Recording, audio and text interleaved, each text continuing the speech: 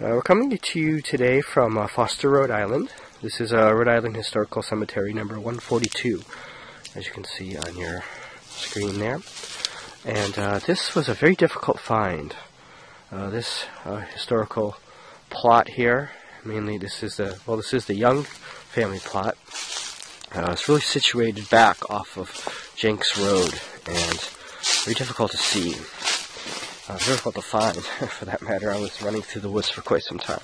But anyway, this is one of probably the lesser known vampire legends of the state of Rhode Island, and it concerns Captain Levi Johnson, who, like Stephen Staples, was faced with a dilemma, an affliction which was decimating his family, and he took on a spiritual solution to the problem. So here's the grave of Captain Levi Johnson. He fought, if we just trace back his timeline here, he died at the age of 68. So he, let's see, probably wouldn't have been old enough to fight in the Revolution. Only would have been 19.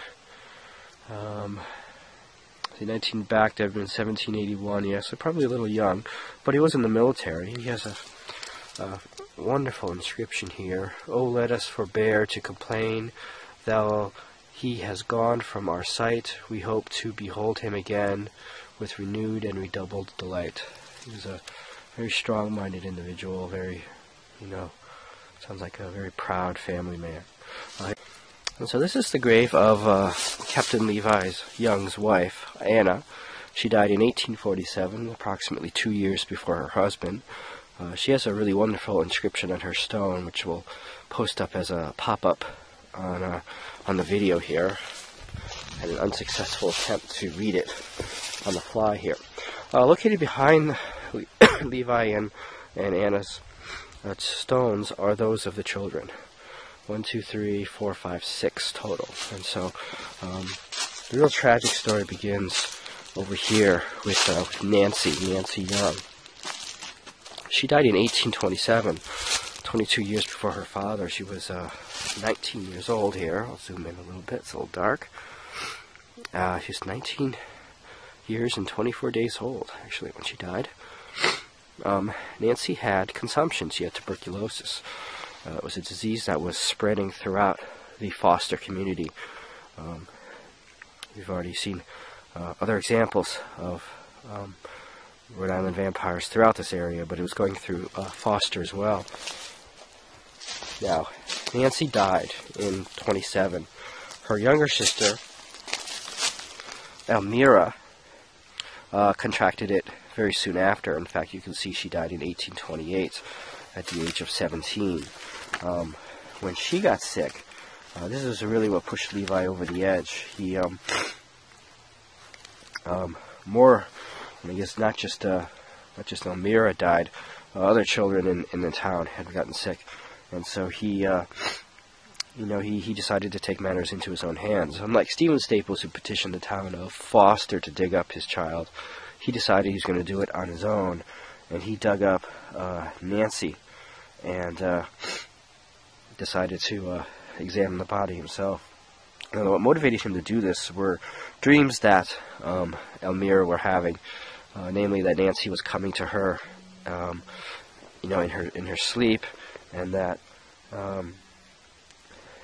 she was coming to her in her sleep and visiting her in her room, and that led the whole idea that there was a ghostly, spiritual cause for her ailment.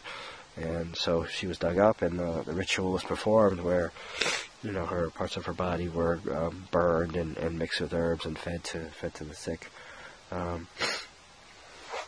Unfortunately, it didn't have any effects. Elmira died in 1828 at the age of 17. Now the other children, there's Olney. He died 1834, so 6 years. Probably enough, but there were breakouts of this disease that happened, very, very in quick spurts here. There's Huldah. She died at age 23, 1836. Again, these are, compared to the parents, very, very young deaths of children here. And 1848, there's Caleb. He died at the age of 26. Again, no mention of how he died, but separated in enough years, so it wasn't the, if it was tuberculosis, it wasn't the initial outbreak. And then Hiram died 35 years old in 1854. Let me center that right there. Now, the inscriptions here are very, very vivid, very pronounced here. There's a Charles Young here, who's son of Jeremiah and Mary. I couldn't find their two gravestones. Tripling over here, branches here, making sure it's not any loved ones here. And there's unfortunately a tree here which has fallen over. I think this is the Hiram Young. I think this is one of the Young. I think this labels the extent to which they are buried. That would be my guess. And then there to there would be that.